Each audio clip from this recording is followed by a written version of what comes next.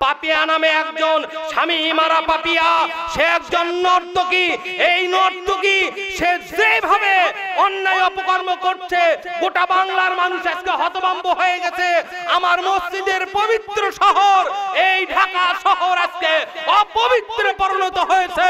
চিৎকার করে বলুন ঠিক কিনা?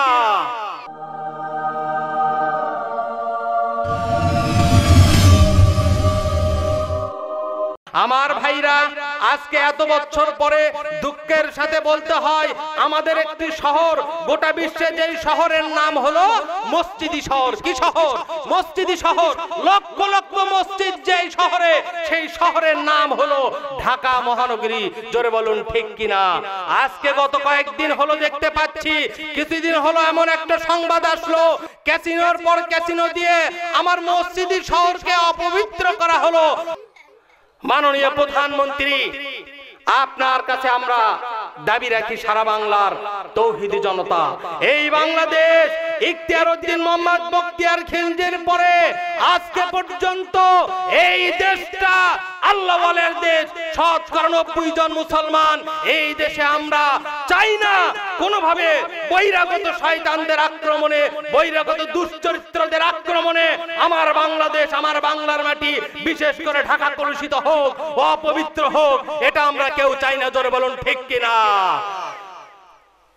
এই ক্যাসিনোর ঘটনা শেষ না হতেই আমরা প্রতিটা হোটেলে দেখলাম দুশ্চরিত্র নর্তকী মেয়েদের নাচ, গোটা শহরকে অপবিত্র করেছে। আপনাদেরকে আমি হুঁশিয়ার করতে চাই, যেই করোনা ভাইরাস আজকে চায়নাকে ধুকে ধুকে খাচ্ছে, ওই করোনা ভাইরাস আমাদের অপকর্মের জন্য অবশ্যই বাংলার মাটিতে আসতে পারে।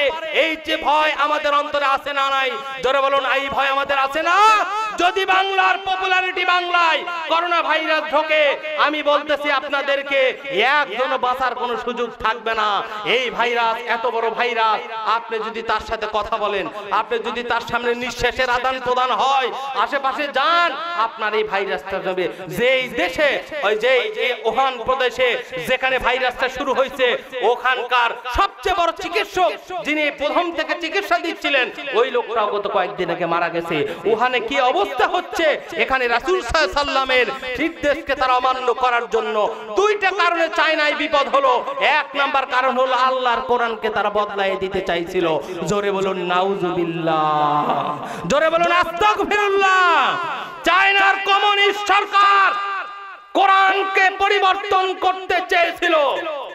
এই পরিবর্তন আজকে থেকে 100 বছর আগে ভারতের মাটিতে একবার কোরআনের আয়াতগুলো পরিবর্তনের চেষ্টা করা হয়েছিল। জোরে বলুন ঠিক কিনা? আজ থেকে শতাধিক বছর আগে ভারতের মাটিতে একবার কোরআনকে পরিবর্তনের চিন্তা তারা করেছিল। ওই প্রোগ্রাম যখন হলো, গোটা ভারতের ১,৫০০ হাফেজারা এক জায়গায় হলো, একটা ফিল্ডের মধ্যে ওরা বলল, তোমাদের কোরআনের মধ্যে ভুল আছে, আমরা তোমাদের ভুল ধরায় দেব। ১,৫০০ হাফেজারা ওই জায়গায় একত্রিত হয়ে দেখতে পেল, অবশ্যই এই গলতি কথাটা, মিথ্যা কথাটা আমরা প্রমাণ করব। একের পর এক যখন তারা কোরআনের আয়াতগুলো পড়তেছিল, যে কয়েকটা আয়াত পড়লো, এরপরে তারা ভুল আয়াত পড়তে থাকছিল। সাথে সাথে এই ১,৫০০ কোরআনের হাফেজ, তার মধ্যে ছোট্ট একটা মেয়েও ছিল, ছোট্ট একটা ছেলেও ছিল। এই ছেলেটা সাথে সাথে হাত উত্তোলন করে কোরআনকে উত্তোলন করে বলল, এটা গলতি, হ্যাঁ এটা অবশ্যই সঠিক নয়। আমার আল্লাহর কোরআনের একটা জের জবর ডান বাম হতে পারবে না।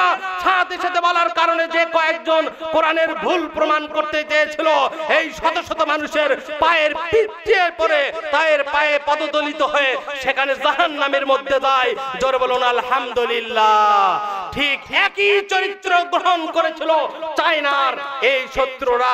চায়নার প্রেসিডেন্ট যখন কোরআনকে কমিউনিস্ট আয়াতগুলো পরিবর্তন করতে চেয়েছিল, ওই আয়াতগুলোকে যখন পরিবর্তন করতে চাইলো, আমরা বুঝতে পারলাম নিশ্চিত চায়না তুমি আল্লাহর গজবের মধ্যে পড়ে যেতে যাচ্ছ।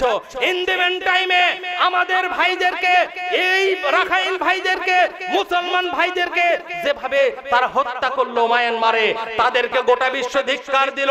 আপনারা জানেন গাম্বিয়ার মুসলমানেরা তাদের বিরুদ্ধে আন্তর্জাতিক আদালতে গেল। আন্তর্জাতিক আদালতে যাওয়ার পরে তারা সেখানে দেখলো যে অবশ্যই এটা মিথ্যা কথা বলেছে।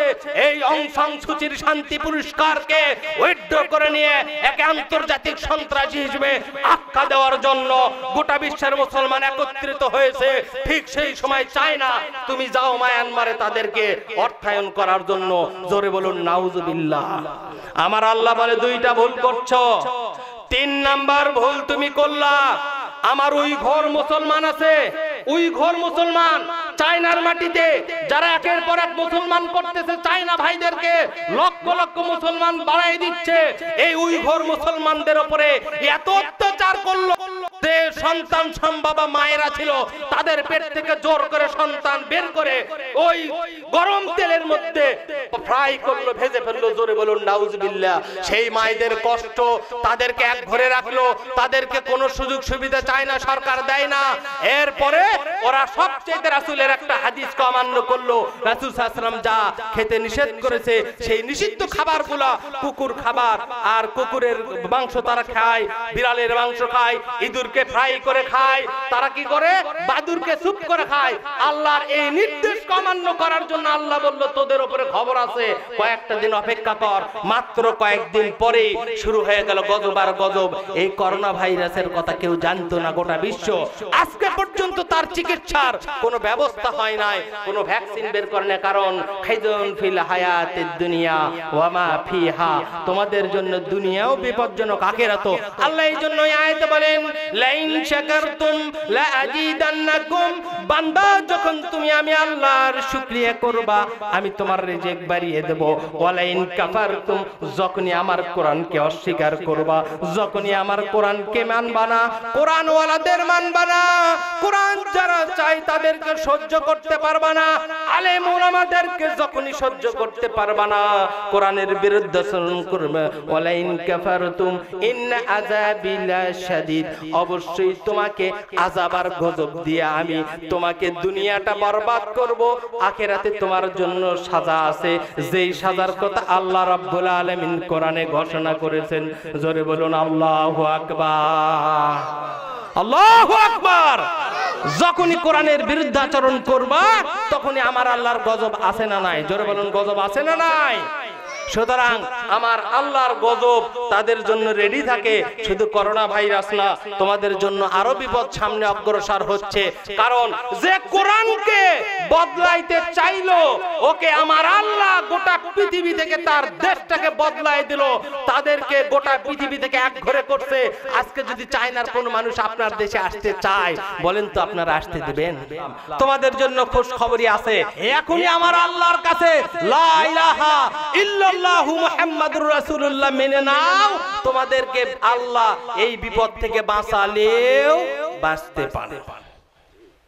ফলস্বরূপ আপনাদেরকে বলি, আমার যে উইঘুর ভাইয়েরা আছে, মুসলমান ভাইরা, আল্লাহর বিশেষ মেহেরবানি, এই ভাইয়েরা হালাল খাদ্য গ্রহণের কারণে এখন পর্যন্ত আল্লাহর মেহেরবানি তারা সুস্থ আছে। চিৎকার করে বলুন আলহামদুলিল্লাহ। আল্লাহর বিশেষ মেহেরবানি। এই জন্য চায়না সরকার মুসলমানদের বাড়ি বাড়ি এসে দেখতেছে, ভাই গো তোমরা খাও কি, কেমনে খাও, কিভাবে খাও, ওইটা একটু আমরা দেখাও।